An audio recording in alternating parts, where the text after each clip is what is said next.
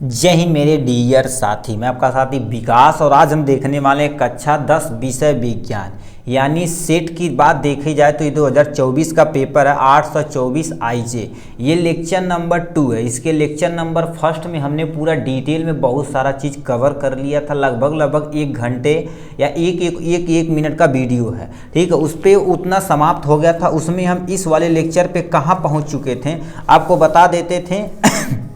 यहाँ तक हमने पूरा डिटेल में कवर कर लिया। इसके बाद उपखंड आपका 2 बचा हुआ था। इसमें हम केमिस्ट्री करेंगे, मतलब रसायन विज्ञान। उसके बाद जीव विज्ञान का जितना भी क्वेश्चन रहेगा उस सबको हम डिटेल में आज इसमें देखने वाले हैं, ठीक है। इसके पहले आप नहीं, उसका हम लिंक इसी में डाल देंगे, ठीक है। वो लेंदी थोड़ा सा वीडियो हो गया था, लगभग 1 घंटा से ऊपर हो गया था। इसीलिए उसे हमने क्या कर दिया, उसे ब्रेक डाउन कर दिया, मतलब तोड़ के क्या कर दिए, या अलग से ये वीडियो बनाना पड़ रहा है, ठीक है। चिंता की कोई बात नहीं, ठीक है। उसका भी लिंक हम इसी में डाल देंगे, ठीक है। तो ये आपके पास क्या होगा, 25 नंबर क्वेश्चन से हम इसको अटेम्प्ट करना स्टार्ट करते हैं, ठीक है। देखिए इसमें कहा क्या है, सबसे पहले लिखा निम्नलिखित यौगिकों के संरचनात्मक सूत्र लिखिए। सबसे पहले यहाँ पर एथेनोइक यानी एथेनोइक अम्ल का जो ये आईयूपीएसी नेम है, इसका रस यानी संरचना सूत्र बनाना है। मेथेनल का बनाना है, 1 क्लोरोप्रोपेन का बनाना है, नाइट्रोमेथेन का बनाना, मतलब 1 2 3 4 चारों का आपको क्या कर देना है, तो डिटेल में बनाना पड़ेगा, ठीक है। तो इसको कैसे बनाएंगे प्लीज़ आप ध्यान से सुनिएगा, ठीक है। इन सबका रस यानी संरचना सूत्र बनाना है। आपके सामने ये प्यारा सा क्या होगा पेज, थोड़ा सा हम क्या कर देते हैं, इसे जूमिंग क्यों कम कर देते हैं। सबसे पहले हमसे लिखा है एथेनोइक, ठीक है, एथेनोइक अम्ल दे देते हैं, ठीक है। एथेनोइक अम्ल दे देते हैं यहाँ से, इसको निकालना है यहाँ से। और एक डायग्राम और बनाना है, ठीक है, मेथेनल का देखा। मेथेनल मतलब क्या होगा, एल्डिहाइड ग्रुप ये दे रखा। दूसरा आपको क्या कर देना है, यहीं दिखाना पड़ेगा 1 क्लोरो, ठीक है, 1 क्लोरोप्रोपेन लिखाना पड़ेगा, ठीक है। 1 क्लोरोप्रोपेन करना पड़ेगा यहाँ से। दूसरा देखा जाए तो तुम्हारे पास क्या हो जाएगा, नाइट्रो, ठीक है, ये नाइट्रोमेथेन हो जाएगा, ठीक है, नाइट्रोमेथेन हो जाएगा, जो आपके सामने यहाँ से दिया गया। अब इन चारों का यदि आप करेंगे तो टोटल देखा जाए तो 1 नंबर इसका, 1 नंबर इसका, 1 नंबर इसका, 1 नंबर इसका, ये टोटल कितना नंबर मिल जाएगा आपको, 4 नंबर। ध्यान से सुनिएगा, ठीक है, आपका कॉन्सेप्ट जरूर से जरूर क्लियर होगा। एथेनोइक एसिड, यदि ओइक एसिड कहीं भी आता तो COOH ग्रुप, ये ग्रुप आप चिपकाते ही चिपकाते हैं, ठीक। अब देखिए एथ मतलब कितनी कार्बन है, 2 कार्बन है, तो हम क्या कर देते हैं, 1 कार्बन ये बनाते हैं, 1 कार्बन इसका यहाँ पर बना देते हैं, ठीक। अब सुने होंगे, देखिए ओइक एसिड है तो इसमें देखा जाए तो यदि इंग्लिश में लिखा जाए तो तुरंत समझ जाएंगे, एथ और यहाँ से N हो जाएगा, ओइक एसिड हो जाएगा, ठीक है, ये ओइक एसिड हो जाएगा। N मतलब सब में सिंगल बाड है, ठीक है, तो हम क्या कर देते हैं, इनके बीच में सिंगल बाड चिपका देते हैं, ठीक।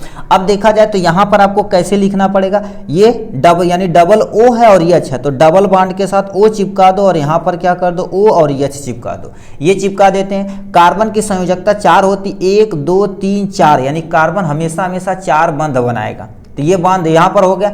इसमें यदि देखा जाए तो 1 बंध, 2 बंध, 3 बंध, तो ये 4 बंध है आपके सामने, ये कंप्लीट हो गया। ये आपके सामने बन गया एथेनोइक एसिड, ठीक है। एथेनोइक एसिड यहाँ से बन गया, यहाँ से, ठीक है, दिख रहा होगा, ठीक है। ये हो गया इनके बारे में। अब इसको बनाते हैं मेथेनो यानी मेथेनल का। मेथेनल मतलब क्या होगा, आपके पास एल्डिहाइड Al लिखा गया है, ठीक है। इसे एल्डिहाइड ग्रुप आपको बता देना है, ठीक है। एल्डिहाइड ग्रुप आपको कैसे बताना है, ध्यान से सुनिए, ठीक है। देखिए मेथ, तो मेथ के लिए क्या करना पड़ेगा, 1 कार्बन लगा देते हैं, ठीक। अब देखिए एल्डिहाइड ग्रुप मतलब एल्डिहाइड ग्रुप यदि थोड़ा सा आप समझे होंगे तो तुम्हारे पास CHO ग्रुप को हम क्या बोलते हैं, एल्डिहाइड ग्रुप बोलते हैं, ठीक है। तो यहाँ पर लगा दिया गया, तो इसको आप क्या करिए, डबल बॉन्ड यहाँ से O चिपका दीजिए और हाइड्रोजन चिपका दीजिए, 1 हाइड्रोजन ये चिपका दीजिए। आपके सामने ये मेथेनल का यानी फार्मूला बन के तैयार हो गया, ठीक। यही चीज़ आपको क्या कर देना, करके दिखाना। ये हो गया 1 क्लोरोप्रोपेन। 1 क्लोरोप्रोपेन क्या होता है, देखिए पहले तुम्हारे पास यानी एक क्लोरो ग्रुप मतलब Cl ग्रुप होना चाहिए, प्रोपेन होना चाहिए। अब कैसे लिखेंगे, देखिए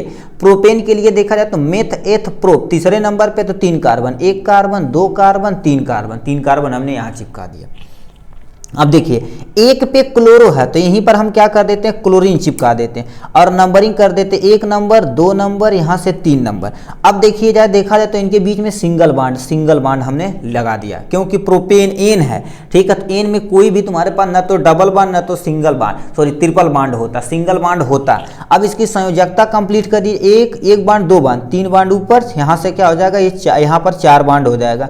इसको कंप्लीट कर दीजिए हाइड्रोजन ये आपके पास सामने हाइड्रोजन है, ये हाइड्रोजन आपके सामने ये बन के तैयार हो गया।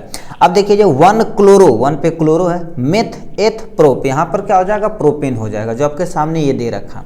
नेक्स्ट पे चलते हैं, कोई टेंशन नहीं। नाइट्रोमेथेन पे लगाना है। मेथेन मतलब क्या होगा, यानी नाइट्रो कहीं भी वर्ड रहे तो समझ लो यानी O2 ग्रुप जुड़ा हुआ है। मेथ मतलब एक ठीक कार्बन है, यहाँ पर क्या कर दिए यानी O2 जोड़ दीजिए, इसकी संयोजकता कंप्लीट कर दीजिए। यहाँ से ये हाइड्रोजन हो जाएगा, ये हाइड्रोजन जो आपके सामने क्या हो जाएगा नाइट्रोमेथेन आपके बन के तैयार हो गया है इजीली। यही आपको क्या कर देना है, करके दिखा देना, बस काम खत्म हो जाएगा। ठीक, ये हो गया इनके बारे में। नेक्स्ट क्वेश्चन हमसे क्या पूछा, ध्यान से सुनिए। 26 नंबर का फर्स्ट क्या पूछा है, विद्युत रासायनिक श्रेणी को स्पष्ट कीजिए और इनके 2 अनुप्रयोग लिखिए। सबसे पहले बताना विद्युत रासायनिक श्रेणी होती क्या है, इसको बताना पड़ेगा। ठीक है, इसका 2 अनुप्रयोग निकालना पड़ेगा। विद्युत रासायनिक श्रेणी को हम इस नाम से और जानते हैं, सक्रियता श्रेणी के नाम से जानते हैं। ठीक है, इसमें अब इसे कैसे आपको क्या कर देना, नोट डाउन करना। तो सबसे पहले आपको क्या करना पड़ेगा, सक्रियता श्रेणी हेडिंग डालना पड़ेगा, उसके सामने ऐसे लिखना पड़ेगा इसकी परिभाषा। जब विभिन्न तत्वों को उनके सक्रियता क्रम के, ठीक है, घटते क्रम यानी अवरोही क्रम में व्यवस्थित किया जाता है तो सक्रियता श्रेणी कहलाता है या विद्युत रासायनिक श्रेणी कहलाता है। या सक्रियता श्रेणी कहो या विद्युत रासायनिक श्रेणी कहो, बात एक ही है। ये आपके पास परिभाषा हो गया। ये आपके पास क्या हो गया, जो भी तुम्हारे पास तत्व हैं, ठीक है, तत्व नहीं एक्चुअली में बोला जाए धातु हैं, धातुओं को उनका क्रियाशील के घटते हुए क्रम में लिखा गया। ऊपर जितने भी तत्व हैं सब तुम्हारे पास अधिक क्रियाशील हैं, जितने तत्व नीचे हैं तुम्हारे पास क्या हो गया, कम क्रियाशील है। मतलब ऊपर से नीचे आने पर क्रियाशीलता क्या हो जाती है, घटती जाती है। तो ये परिभाषा हो गई, ये आपको क्या कर देना, चाहे ऐसे लिख देंगे चाहे ऐसे लिख देंगे, कोई टेंशन नहीं। 2 चीज़ हो गया, आप कह रखा है इसका अनुप्रयोग, तो आपके सामने ये रखा अनुप्रयोग दे रखा है यहाँ से। ठीक है, अब कैसे अनुप्रयोग तुम लिखोगे, हमने 4-5 पॉइंट लिखा, केवल आप 2 अनुप्रयोग बोला तो 2 अनुप्रयोग लिखिएगा। लिखा है श्रेणी की सहायता से विभिन्न धातुओं द्वारा अम्लों में से हाइड्रोजन विस्थापित कर पाने की क्षमता की जानकारी प्राप्त होती है। मतलब इस श्रेणी से पता चलता है कि जितने ऊपर वाले तत्वों और हाइड्रोजन तुरंत क्या कर देते हैं, विस्थापित कर देते हैं।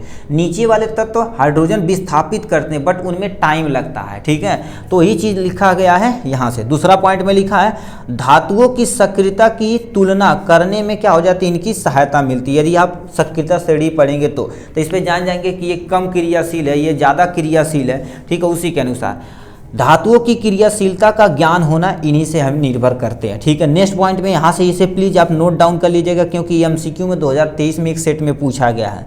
इसमें पूछा गया श्रेणी क्रम में ऊपर तत्व ठंडे जल से क्रिया करके हाइड्रोजन गैस क्या कर देते हैं, मुक्त करते हैं, यानी H2 गैस मुक्त करते हैं। ठीक, तो ये हो जाएगा इनके बारे में। जो आपके क्या हुआ, आप परिभाषा लिख के अनुप्रयोग लिख के काम खत्म कर देंगे। ठीक है, और क्या क्वेश्चन पूछा है, ठीक है, और जो क्वेश्चन पूछा उसको हम दोबारा देख लेते हैं। ठीक है, यहाँ पर क्या दे रखा है 26 नंबर। अब हम क्या कर देते हैं 27 नंबर पे चलते हैं। ठीक है, ये वाला आप देखिए, इस पे दे रखा ज़्यादा सूटेबल है ये। ठीक है, 27 नंबर लिख रखा हमसे, निम्नलिखित यौगिकों का IUPAC नेम आपको लिखना पड़ेगा। जो भी तुम्हारे पास क्या होगा है पोर्शन, उसका IUPAC, इसका IUPAC नेम लिखना, इसका IUPAC नेम लिखना पड़ेगा। ठीक है, तो 27 नंबर का क्या कर देना, आपको IUPAC नेम लिखना पड़ेगा। देख रहे हो भाई। ठीक है, यहाँ पर अब इसे कैसे लिखेंगे ध्यान से आपको बता देते हैं। ठीक है, यहाँ से आपको क्या कर देना, कैसे लिखना, इसे हमको लिख के दिखा देते हैं। इसका सबसे पहले यहाँ पर हम क्या कर देते हैं, ऐसे कर देते हैं यहाँ पर। ठीक है, इससे ऊपर की तरफ रुक करते हैं। जो हमें दिया है HCHO दे रखा, इसका IUPAC नेम लिख के दिखाना है और इसका भी हमें IUPAC नेम लिख के दिखाना है। तो मतलब क्या कर देते हैं, CH3 बांड में तुम्हारे पास क्या होगा, CH डबल बांड क्या हो जाएगा, CH2। इसका आपको दोनों का IUPAC नाम लिख के दिखाना। यदि इसको बनाया जाए तो अभी हम क्या बोले हैं, ये तुम्हारे पास क्या हो जाएगा, कार्बन हो जाएगा और यहाँ से बांड में हाइड्रोजन डबल बांड O हो जाएगा, सिंगल बांड H हो जाएगा। यही चीज़ हमने यहाँ छाप दिया। तो अभी ये क्या बोले हैं, ये देखा जाए तो मेथ, मेथ के लिए क्या कर देते हैं, हमने क्या कर दिया मेथ, ठीक, और नल कर देते हैं, ये मेथेनल हो जाएगा। ऐसे लिखिए, या तुम्हारे पास कैसे लिखिए, मेथ सिंगल बॉन्ड है तो एन और क्या हो गया एल है तो मेथेनल हो जाएगा आपका यहाँ से आईपीएसी नेम, IUPAC नेम हो जाएगा यहाँ से। इसका IUPAC नेम कैसे आपको लिखना पड़ेगा, एक कार्बन, दो कार्बन, तीन कार्बन के लिए सुने होंगे, तुम्हारे पास क्या हो जाता है प्रोफ हो जाता है, ठीक। अब देखा जाए तो एक नंबर पे तुम्हारे पास एक नंबर पे यहाँ 3 लिखते हैं, एक नंबर पे डबल बॉन्ड है, डबल बॉन्ड के लिए क्या प्रयोग करते हैं, इन करते हैं, तो आपके सामने क्या हो जाएगा, इसे देखा जाए तो प्रोपीन हो जाएगा, ये हो जाएगा इंग्लिश वर्जन। यदि हिंदी लिखना चाहें तो आप क्या कर सकते हैं प्रोपीन, ऐसे भी आप क्या कर सकते हैं प्रोपीन लिख सकते हैं। तो यही हमसे क्या दोनों का क्वेश्चन पूछा तो हमने क्या कर दिया, इन दोनों का IUPAC नेम बता दे। अब दोनों का IUPAC नेम बताएंगे तो क्या होगा, एक नंबर यानी 1 + 1, इसका आपके सामने कितना मिल जाएगा, 2 नंबर इजीली मिल जाने वाला। नेक्स्ट क्वेश्चन हमसे पूछा है सेकेंड नंबर, कार्बन की संयोजकता पर संक्षिप्त टिप्पणी लिखनी, मतलब जो कार्बन होता है उस पर तुम्हें क्या कर देना, संक्षिप्त टिप्पणी लिखनी है, ठीक है। अब ये कैसे लिखा जाएगा इसको आपको ध्यान से देखना पड़ेगा, ठीक है। चलिए इसको देख लेते हैं, ठीक। तो आपको 2 नंबर में दे रखा कार्बन की संयोजकता पर टिप्पणी लिखिए, तो आपको ऐसे हेडिंग डालनी, कार्बन की संयोजकता, बैलेंसी ऑफ कार्बन। तो पॉइंट वा देखो, ये आपका पास यानी आपके पास एक पॉइंट हो गया, दूसरा आपके पास यहाँ जहाँ जहाँ फुल स्टॉप है आप पॉइंट वाइज ऐसे ऐसे लिखते चलिए, 1 पॉइंट, 2 पॉइंट, 3 पॉइंट, 4 5 लाइन ऐसे हो जाएगा। पहला पॉइंट लिखेंगे, कार्बन का परमाणु क्रमांक कितना होता है, 6 होता है, मतलब ये पीरियोडिक टेबल देखा जाए तो 6ठे नंबर पे होता है, ठीक। अणुभार लिखना चाहो तो लिख सकते हो, यानी कार्बन का जो अणुभार होता है वो 12 होता, 12.06 होता, तो आप 12 लिख देंगे तभी आपका काम चल जाएगा। दूसरा पॉइंट में क्या लिखेंगे, इसका इलेक्ट्रॉनिक विन्यास 2 और 4 है, यानी इसका इलेक्ट्रॉनिक विन्यास किया जाए तो 2 और 4 होता है। इसके 72 कोष में 4 इलेक्ट्रॉन होते हैं, देखिए 72 कोष में सबसे 4 इलेक्ट्रॉन होते हैं, ठीक। ये पहला नेक्स्ट पॉइंट होगा। नेक्स्ट पॉइंट में क्या लिखेंगे, ये चारों इलेक्ट्रॉन सहसंयोजक बंध प्रयुक्त करते हैं, इसलिए इसे कार्बन की संयोजकता कितनी होती है, 4 होती है। इसमें कह दिया जो 4 होते हैं, ठीक, एक हो गया, इससे एक किसी से बांड बना लेगा, ये किसी से बांड बना लेगा, ये भी किसी से बांड बना लेगा, ये मतलब चारों सहसंयोजी बंध बनाते हैं, इसके लिए इसकी संयोजकता कितनी होती है बेटा, 4 होती है। तो आपको इतना पॉइंट लिखना पड़ेगा, एक छोटा सा क्या कर देंगे, ऐसे डायग्राम बना देंगे, अपना काम हो जाएगा खत्म। नेक्स्ट क्वेश्चन हमसे क्या पूछा, इसी में कह दिया यहाँ से, ठीक है, कह दिया है बेकिंग पाउडर यानी खाने वाला जो सोडा तुम्हारे पास हमारे पास होता है उसका रासायनिक नाम लिखना है, अणुसूत्र लिखना है, ठीक है। रासायनिक नाम लिखना है और अणुसूत्र लिखना। उसके बाद हमें कह रखा बेकिंग सोडा को यदि गर्म किया जाए तो क्या होता है, इसके बारे में आपको बता देना है। बेकिंग सोडा को यदि गर्म किया जाए तो क्या होता है, इसके बारे में आपको बताना पड़ेगा। यदि हम इसमें आपको दिखाएं खाने वाले सोडे में कैसे आपको लिखना पड़ेगा, देखिए हेडिंग आप डाल के वैसे ही सेम टू सेम आपको लिखना पड़ेगा, ठीक है। देखिए इसे हम पलट के दिखा देते हैं, ठीक है। बेकिंग सोडा है, देखिए बेकिंग सोडा को हम क्या बोलते हैं, खाने वाला सोडा भी कहा जाता है। आपके सामने ये रखा, ठीक है, इसके बारे में देखिए आपके सामने रखा बेकिंग सोडा का ये आपका रासायनिक नाम, ऐसे हेडिंग डालेंगे सोडियम बाइकार्बोनेट होता है। रासायनिक सूत्र यदि देखा जाए तो सोडियम हाइड्रोजन कार्बोनेट होता है, यानी SCO3 का, ठीक है, ये होता है, ठीक। ये हो गया। बनाने की विधि मान लेते पूछ लिया जाए, ठीक है, तो आपको बनाने की विधि में ऐसे लिखना कि सोडियम कार्बोनेट के जली विलयन में कार्बन डाइऑक्साइड गैस प्रवाहित करने पर, मतलब सोडियम कार्बोनेट लेते हैं, जली विलयन में ये जो गैस है, ठीक है, यानी कार्बन डाइऑक्साइड गैस प्रवाहित की जाती है तो हमारे पास सोडियम बाइकार्बोनेट बन के तैयार होता है। उसके नीचे अब सामने दे रखिए, ये तुम्हारे पास गुणधर्म दे रखा, उपयोग मान लेते तुमसे पूछे तो आपको क्या कर देना, इस पे टिक मार देना। जब हम 2015 में पढ़ रहे थे तो पूछा गया था अब अग्निशामक यंत्रों में किसका प्रयोग किया जाता था, ये सोडियम बाइकार्बोनेट दिया था, सोडियम, ऐसे 3-4 ऑप्शन दिया था, तो आपको सोडियम बाइकार्बोनेट पे आपको टिक मार देना, ये हो जाएगा। फिर इसी में हमसे एक क्वेश्चन और पूछ दिया है, इसी में क्वेश्चन पूछा, देखिए रासायनिक नाम, रासायनिक अणुसूत्र हमने बता दिया, ठीक है, पूरा दिखा दिया, अब जितना रहेगा उतना ही नोट डाउन करना। बेकिंग सोडा को यदि गर्म किया जाए तो क्या होगा, इस पर टिप्पणी आपको लिखनी पड़ेगी। आपको दिखा देते हैं, ठीक है, ये सामने यहाँ का थोड़ा सा फूल यहाँ पर क्या कर देते हैं, यहाँ पर ब्राइटनेस को थोड़ा सा हम क्या कर दें, जूम कर दिए हैं। ठीक है, यहाँ देखिए ऊष्मा का प्रभाव, तो लिखेंगे सोडियम बाइकार्बोनेट को गर्म करने पर सोडियम कार्बोनेट जल तथा कार्बन डाइऑक्साइड गैस निकलती है। तो वही चीज़ लिखा है, सोडियम बाइकार्बोनेट को गर्म करने पर यह अपघटित होता है तथा सोडियम कार्बोनेट कार्बन डाइऑक्साइड तथा जल वाष्प के रूप में क्या कर देती है बेटा, निकलती है, जो आपके सामने यहाँ से दे दिया है। ठीक, ये हो गया इनके बारे में। नेक्स्ट क्वेश्चन हमसे क्या पूछा है इसको दिखा देते हैं। ठीक है, नेक्स्ट क्वेश्चन आपके सामने हमसे क्या पूछ दिया, अब और करके दिया है। ठीक है, आपको जो आएगा वही करना है यहाँ से, चाहे आपको ये करिए अथवा करके दिया है, कोई एक आप इसमें से कर सकते हैं। इसमें कह दिया द्वि, ठीक है, यहाँ पर हमसे क्वेश्चन पूछा है द्वि विस्थापन अभिक्रिया क्या होती है, 1 नंबर यानी 2 नंबर का। यहाँ उदासीनीकरण अभिक्रिया क्या होती है, ये भी हमसे क्वेश्चन पूछा हुआ है। ठीक है, तो उदासीनीकरण अभिक्रिया लिखनी है। उसके बाद हमें क्या दे रखा है, योगात्मक अभिक्रिया दे रखा है यहाँ से। ठीक, यहाँ पर 2-2 नंबर का है, परिभाषा सहित उदाहरण लिखेंगे, एक एग्जाम्पल देके एक्सप्लेन करेंगे, आपका काम खत्म हो जाएगा।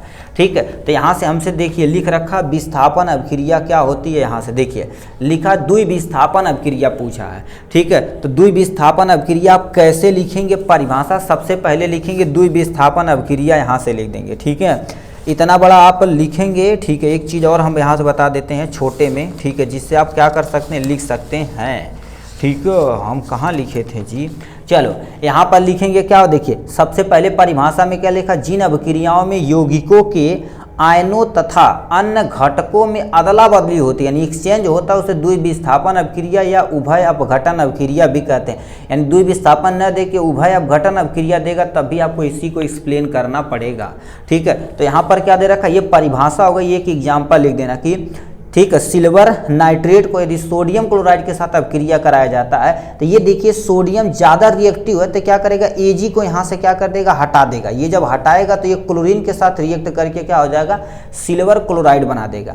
अब बताइए ये Ag हटेगा तो सोडियम इसी के बगल में आ जाएगा, तो हमारे पास क्या बना देगा, सोडियम नाइट्रेट बना देगा। ये बताइए विस्थापन कितनी बार, एक बार ये हटा है यहाँ पर, ये हटा है यहाँ पर, तो 2 बार एक्सचेंज हो रहा है, तो 2 बार हो रहा है, इसलिए इसे बोलते हैं क्या, द्विविस्थापन अभिक्रिया बोला जाता है। ठीक, फिर क्या क्वेश्चन पूछ दिया हमसे, इसी में कह दिया उदासीनीकरण अभिक्रिया किसे कहते हैं, इसके बारे में आपको बता देना। ठीक है, उदासीनीकरण अभिक्रिया क्या होती है, ये देखा जाए अम्ल और क्षार में पढ़े होंगे तो थोड़ा सा वहाँ पर बताया गया होगा। तो सबसे पहले आपको क्या कर देना, उदासीनीकरण अभिक्रिया ऐसे हेडिंग डालनी पड़ेगी। अब परिभाषा क्या लिखना पड़ेगा, आपके सामने ये रहा, क्या लिखेंगे, यहाँ पर देखिए हम जो लिखे हैं सब एकदम से सुटेबल मात्रा में लिखे हैं।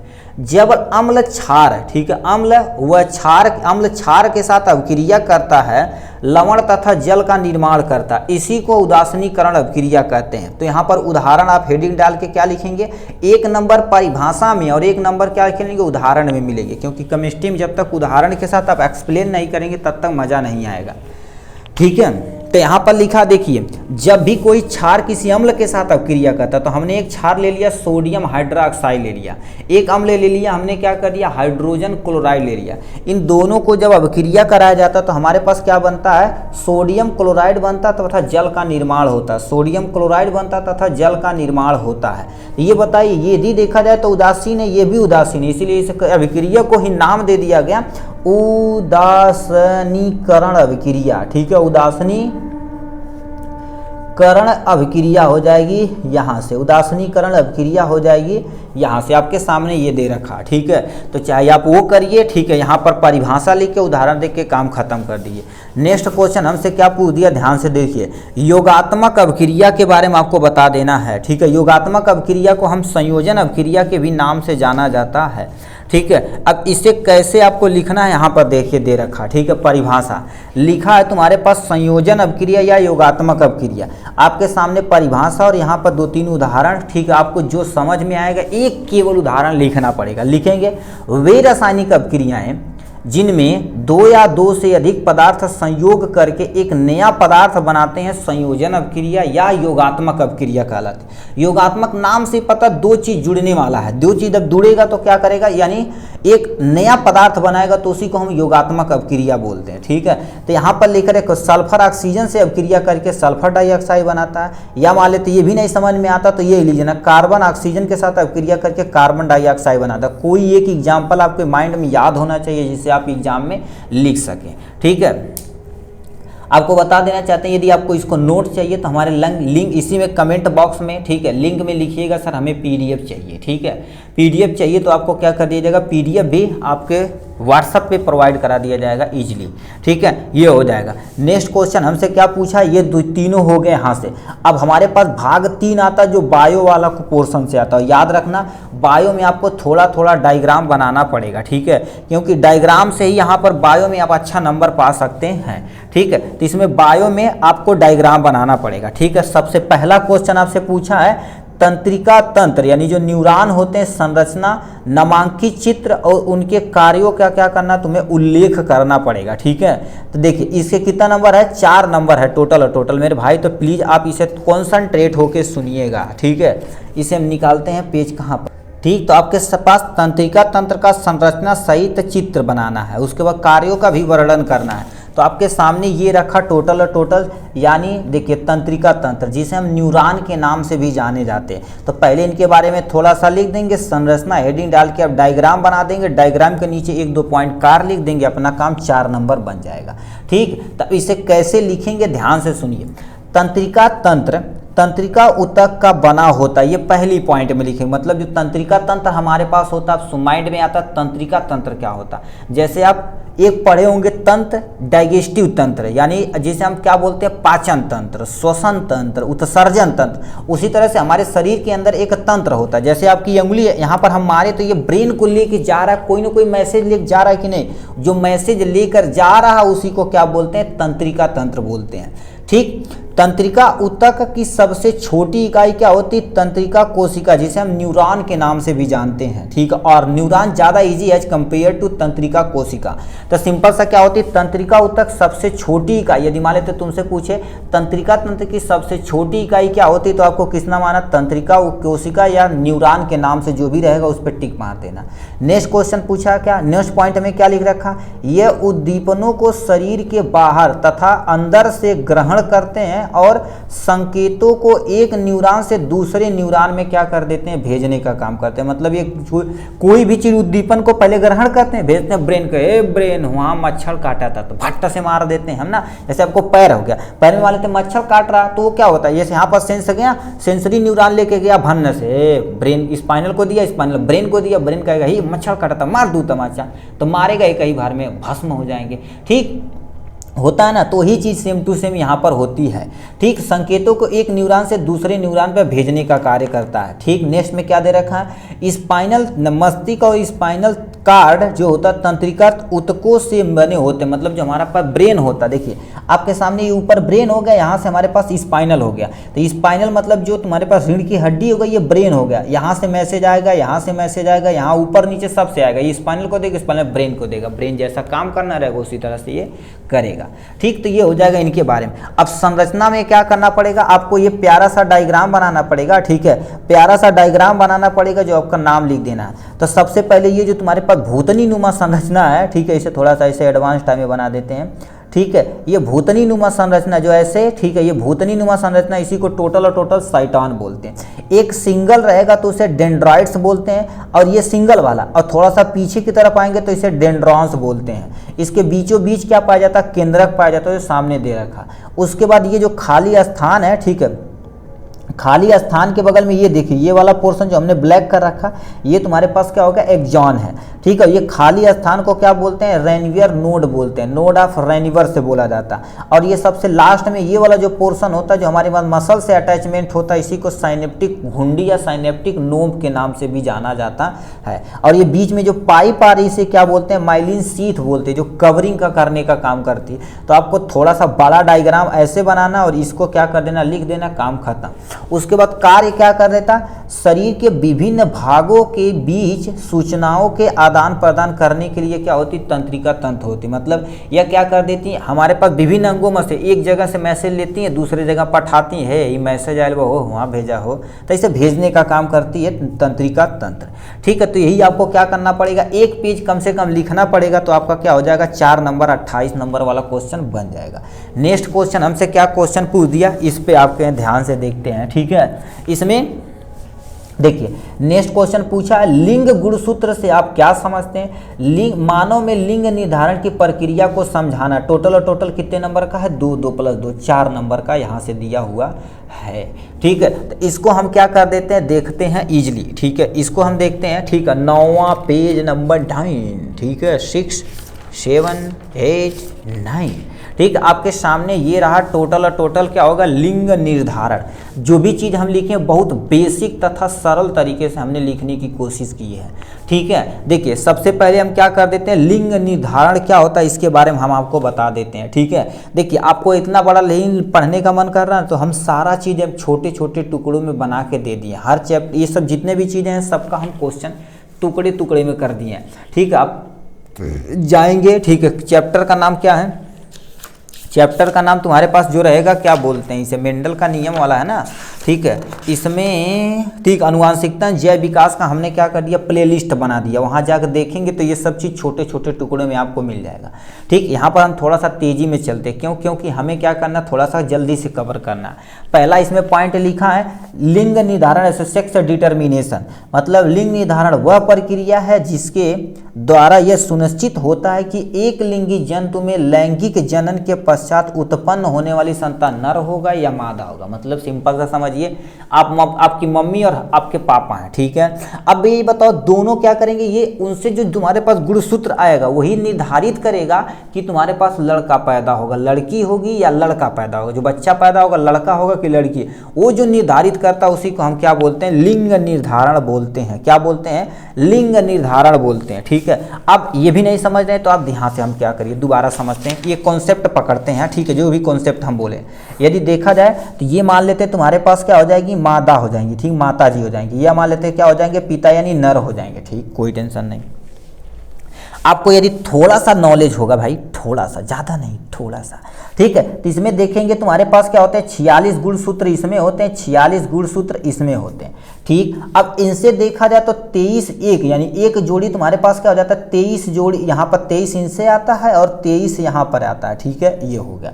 अब एक 23 को यदि हम तोड़ दिया जाए, एक 23 यानी इस 23 नहीं 23, एक 23 यानी सॉरी दोबारा 23 बोल रहे हैं, तुम्हारे पास 23 को जोड़ा जाए तो तुम्हारे पास 22 हो जाएगा और एक तुम्हारे पास क्या हो जाएगा, एक जोड़ी ये हो जाएगा। अभी जोड़ी का मतलब समझिए, एक ये 22 जो तुम्हारे पास जोड़ी गुणसूत्र है, देखो 23 आया, 22 जोड़ी जो गुणसूत्र है इसी को हम क्या बोलते हैं, कायिक गुणसूत्र बोलते हैं। क्या बोलते हैं, कायिक गुणसूत्र। मतलब एक पीढ़ी से दूसरी पीढ़ी में आएगा तो ये शरीर की पूरी संरचना बनाने का काम करेगा, इसीलिए कायिक गुणसूत्र बोलते हैं। एक जोड़ी गुणसूत्र होता है। ठीक है, एक जोड़ी गुणसूत्र हो चाहे तुम्हारे पास यक्स यक्स हो सकता है, चाहे यक्स वाई हो सकता है। अब यही निर्धारित करेगा कि लड़का होगा कि लड़की होगा, तो यही निर्धारित करता है, इसीलिए इसे क्या बोलते हैं, लिंग गुणसूत्र बोला जाता है। क्या बोला जाता है मेरे भाई, लिंग गुणसूत्र बोला जाता है। यही अब आगे हमें पढ़ना पड़ेगा आराम से। ठीक है, तो ये हो गया इनके बारे में। अब यही चीज़ें देखिए यहाँ पर लिखा है, एक तुम्हारे पास मादा हो गया, एक तुम्हारे पास क्या हो गया, नर हो गया। मान लेते हैं क्या होगा, मादा में यक्स यक्स गुणसूत्र यहाँ से दे रखा, पिता में देखा जाए तो यक्स वाई गुणसूत्र यहाँ से दे रखा।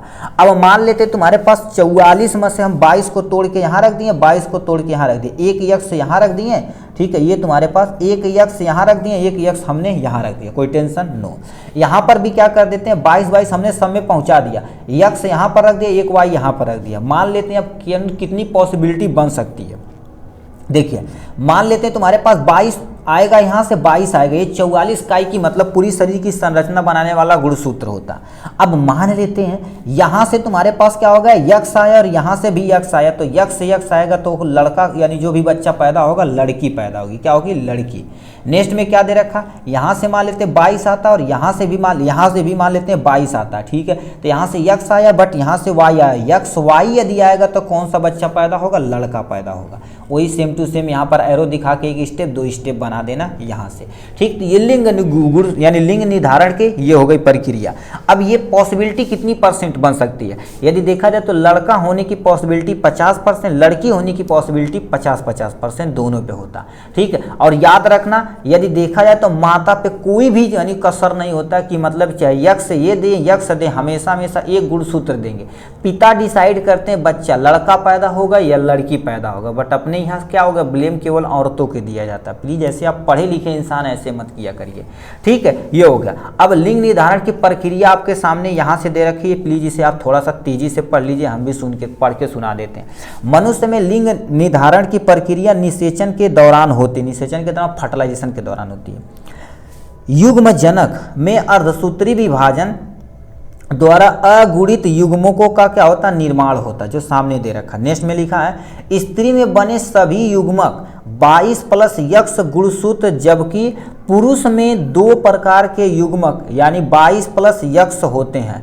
पुरुष में देखा जाए, पुरुष में क्या होते हैं, यक्ष, देखो 22+ तथा 22+ गुणसूत्र होते हैं, और मादा में देखा जाए तो 22 2 होते हैं, ठीक है। वही चीज यहाँ से बोली जा रही है। निषेचन के पश्चात नर से प्राप्त शुक्राणु यदि यक्ष या वाई गुणसूत्र अंडे में मिलता है तो इस प्रकार क्या होता है, लिंग का निर्धारण में से बने युग्मज को जो क्रॉस होता है 22 यक्ष होता है, सॉरी 22 माता से आएगा, 22 पिता से आएगा, तो 22 44 हो जाएगा। तो ये 44 यक्ष वाई यहाँ पर हो जाएगा, ठीक। इस प्रकार लिंग का निषेचन के समय शुक्राणु में गुणसूत्र द्वारा ही हो सकता है, क्योंकि सभी मादा एक ही प्रकार के गुणसूत्र देते हैं। देखिए यहाँ पर साफ साफ लिख दिया, मादा में केवल और केवल यक्ष गुणसूत्र होते हैं, कुछ भी उठा के दे तो निर्धारित करता पिता का गुणसूत्र बच्चा लड़का होगा कि लड़की होगा। तो इतना आपको क्या करना पड़ेगा, एक पेज आपको अच्छे से क्या करना पड़ेगा, एक्सप्लेन करना पड़ेगा। नेक्स्ट क्वेश्चन तुमसे क्या पूछ दिया, ध्यान से देखते हैं यहाँ से, ठीक है। इसका हम क्या करेंगे, आपको एक छोटा सा वीडियो बना के क्या कर देंगे, प्रोवाइड करा देंगे, क्योंकि ये हमने ऑफलाइन क्लासेस में, ठीक है, सबसे लास्ट पोर्शन था ये चैप्टर, इसे अभी हम नहीं कंसीडर, पढ़ाई नहीं है, ठीक है। इसको हम बना देंगे। यहाँ पर नेक्स्ट क्वेश्चन में ही 31 नंबर, प्लीज आप इसे नोट डाउन कर लीजिएगा। हृदय का संरचना, हृदय का संरचना अकेले हम टोटल 38 मिनट या 35 मिनट का वीडियो बनाए हैं, मगर आपको क्या कर देते हैं, ठीक है, इसी में हमने क्या कर देंगे, डाल देंगे प्लेलिस्ट, जितना रहेगा सब इसी में डाल देंगे। प्लीज आप उनसे यहाँ से थोड़ा थोड़ा एक्सप्लेन करके देखिएगा। यहाँ पर हम हर एक पॉइंट को टच करके आपके माइंड में बैठाना चाह रहे हैं कि इस तरह से क्वेश्चन आता है, ठीक है। तो 31 नंबर क्वेश्चन में दे रखा है यहाँ से, ठीक है। अब इसको क्या कर देना है, ठीक, देखते हैं, पेज नंबर 1 बोल दिया। ठीक, आपको देखिए हेडिंग क्या क्या लिखना है, उसमें हम आपको थोड़ा सा एक्सप्लेन कर देते हैं। यानी हृदय वाले में सबसे पहले आपको हेडिंग डालनी क्या पड़ेगी, देखिए जो हम हेडिंग डालेंगे उसी को आप डालिएगा ब्लैक पेन से। सबसे पहले आप एग्जाम में क्या करेंगे, मानव हृदय हेडिंग डालेंगे। क्या करेंगे, मानव हृदय हेडिंग डालेंगे। इसके बारे में जो भी पता कि हृदय मुट्ठी के समान होता, कैसा संरचना, ये लिख देना। उसके बाद क्या कर देना, दूसरा पॉइंट में क्या लिख देना, हृदय का, ठीक है, हृदय का संरचना लिख देना, ठीक है। हृदय का क्या कर देना, संरचना लिख देना। इसके बारे में क्या करना पड़ेगा, हृदय का संरचना मतलब यहाँ पर आपको छोटा सा क्या करना पड़ेगा, डायग्राम बनाना पड़ेगा। क्या हो गया, डायग्राम बनाना पड़ेगा यहाँ से, ठीक है। ये क्या होगा, डायग्राम बनाना पड़ेगा यहाँ से हृदय की संरचना का। उसके बाद हृदय के संरचना में बहुत सारे पार्ट होते हैं, इसका तुम्हारे पास, ठीक है, यानी कितने कक्ष होते हैं, जिसे हम क्या बोलते हैं, नॉर्मल भाषा में चेम्बर बोलते हैं, इसको लिखना पड़ेगा। उसके बाद तुम्हारे पास कितने कपाट होते हैं, इसको लिखना पड़ेगा। उसके बाद लास्ट में आपको क्या करना पड़ेगा, इसकी क्रिया विधि को समझाएंगे तो आपका टोटल 6 नंबर यहाँ से बन जाने वाला है। और याद रखना 6 नंबर के लिए कम से कम आपको 2 पेज लिखना पड़ेगा, मस्त तरीके से डायग्राम बनाना पड़ेगा आराम से। इतनी हेडिंग आपको डालनी पड़ेगी। तो आपके सामने यहाँ पर हमने देखिए उठा के रखते हैं, ठीक, आपके सामने हृदय, ठीक है, ये सामने हो गया। मानव में रुधिर परिसंचरण तक हृदय आपको हेडिंग डालनी पड़ेगी। अब इसमें लिखना क्या पड़ेगा, इसे ध्यान से सुनिए, ठीक है। इसे तो हम क्या कर देते हैं, निकाल देते हैं भाई, तू इधर आ ले, ठीक है, यहाँ पर, ठीक है। अभी हम सब कराएंगे, ठीक है। अभी देखिए हृदय, अब थोड़ा सा तेजी से चलते हैं। हृदय एक पेशी संरचना है जो हमारे मुट्ठी के आकार का होता है, ये पहला पॉइंट लिखेंगे। दूसरा पॉइंट यह है, ठीक है, ये पूरे शरीर में रुधिर को पंप करने का कार्य करते हैं, मतलब पूरे शरीर में क्या करेंगे, पंप करने का कार्य इन्हीं का होता है। नेक्स्ट में क्या लिखा, हृदय की संरचना, स्ट्रक्चर ऑफ हार्ट देखा जाए तो इसमें क्या होता है, लिखा हृदय दीवार निम्न 3 परतों की बनी होती है, मतलब जो हृदय की दीवार होती है, ठीक है। इसे दीवार मतलब क्या, जैसे मान लेते ये आपका हृदय हो गया, ठीक है। 4 चैम्बर, 1 लेयर, 2 लेयर और 1, देखिए 1 2 3 लेयर बनी होती है। इनके बीच में क्या होते हैं, पेरिकार्डियम फ्लूइड भरा होता है, पानी भरा होता है। तो ये कितनी परत होती है, सबसे पहले इपिकार्डियम, दूसरा क्या हो जाएगा, यानी पेशी हृदय स्तर हो जाएगा, अंतः हृदय स्तर हो जाएगा, जो आपके सामने यहाँ से दे दिया है। तो ये 3 लेयर होती, तीनों लेयर को बता देना। ये टोटल 4 कक्षक होते हैं हृदय के। दायां अलिंद होता, बायां अलिंद होता, जो ब्लड को क्या कर देता, केवल और केवल प्राप्त करने का काम करता। दायां निलय होता, बायां निलय होता। ठीक है, आप डायग्राम देखेंगे तो आपको थोड़ा सा सूटेबल बढ़िया से समझ में आएगा। ये आपके सामने क्या हो गया, देखिए कक्षक हो गए। ये जो बोले तो तुम्हारे पास दायां अलिंद हो जाएगा और ये बायां अलिंद। ऊपर वाला हिस्सा हमेशा अलिंद रहता, नीचे वाला हिस्सा ये जो हिस्सा होता हमेशा बायां निलय होता है, जो बायां और दायां निलय के बीच में आता है। यहाँ पर देखिए एक निलय, 2 निलय, जो आपके सामने यहाँ से दे दिया है। ठीक है, अब क्या दे रखा है यहाँ से, अब इसकी क्या कर देनी है, वाल बता देनी। टोटल देखा जाए तो कितनी वाल होती, इसके बारे में बताना पड़ेगा आपको यहाँ से। ठीक है, तब बोलेंगे टोटल 2, 3, 4 वाल होती है। सबसे पहले द्विवलनी वाल, जिसे हम बाइकस्पिड या मिट्रल नामक वैज्ञानिक ने इसे डिस्कवर किया था, इसलिए मिट्रल वाल के नाम से भी जाना जाता है। नेक्स्ट में क्या लिखा है, त्रिवलनी वाल, जिसे हम ट्राइकस्पिड वाल बोलते हैं, महाधमनी कपाट बोलते हैं, फुसफुस कपाट। ये आपके पास 4 होते हैं वाल। अब क्रिया विधि को थोड़ा सा तेजी से दिखा देते हैं। ठीक है, कैसे काम करता है यहाँ से देखिए।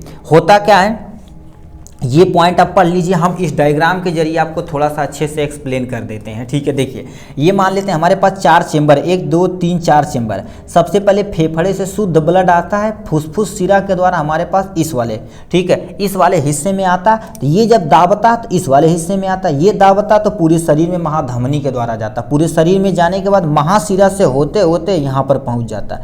ये जब दाबता तो यहाँ से क्या कर देता, हमारे लंग्स में जाता, कार्बन डाइऑक्साइड ब्लड को बाहर निकाल दिया जाता है। ठीक है, तो यही आपको क्या करना पड़ेगा, डायग्राम बनाना पड़ेगा, जो आपको क्रिया विधि यहाँ से लिखनी पड़ेगी। आप स्क्रीनशॉट थोड़ा सा ले लीजिए, यहाँ से 1 पॉइंट, 2 पॉइंट, ठीक है, 3 पॉइंट, ठीक है, इसे 4, 5 पॉइंट। ठीक है, इसका हम लिंक में डाल देंगे डिस्क्रिप्शन में, प्लीज़ इसका वीडियो आप देख लीजिएगा। ठीक है, क्योंकि ये थोड़ा सा मैकेनिज्म बहुत स्लो और धीरे धीरे प्रोसेस समझाएगा, तभी आप समझ पाएंगे। ठीक है, तो ये हो गया इनके बारे में। नेक्स्ट क्वेश्चन हमसे पूछ दिया है मानव। ठीक है, मानव में मादा जनन का सचित्र तुम्हें क्या करना पड़ेगा, वर्णन करना पड़ेगा। कितना page number, total 80 page number पे आते हैं। ठीक है, यहाँ पर करना पड़ेगा 80।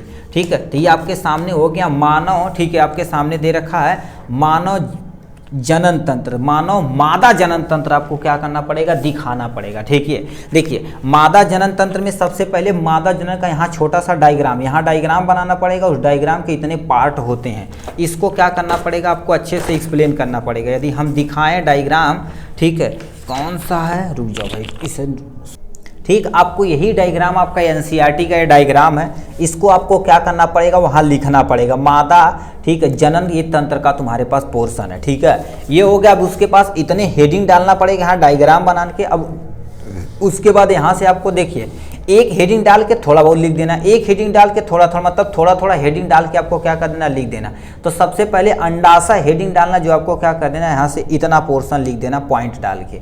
उसके बाद तुम्हारे पास क्या दे रखा, अंडवाहिनी डालना पड़ेगा, इतना हेडिंग डाल के इतना लिख देना पड़ेगा। ठीक है, देखिए डायग्राम जरूर आप बनाइएगा। ठीक है, उसके बाद तुम्हारे पास क्या दे रखा है, गर्भाशय, जिसे तुम क्या बोलते हैं, यूरेटस बोलते हैं। ठीक है, जो बच्चेदानी के नाम से जाना जाता है, इतना पोर्शन यहाँ पर लिखना पड़ेगा। लास्ट में सबसे यानी क्या होता है, योनि यानी वेजाइना हेडिंग डालना पड़ेगा। इसके बारे में आपको थोड़ा सा लिख देना पड़ेगा।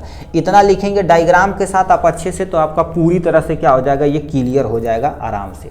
ठीक, तो आशा करते हैं आप पूरी तरह से क्या कर दिए, इस वीडियो को जरूर से जरूर देखे होंगे। ठीक है, यदि देखे होंगे तो आपका जो नेक्स्ट वीडियो आएगा सेट नंबर 2 पर हम क्या करेंगे, कोशिश आगे करेंगे, जिससे हम जर्नी को आगे बनाए रखें। ठीक, आज के लिए बस इतना ही, फिर मिलेंगे नेक्स्ट वीडियो में नेक्स्ट टॉपिक के साथ। तब तक के लिए bye bye and take care.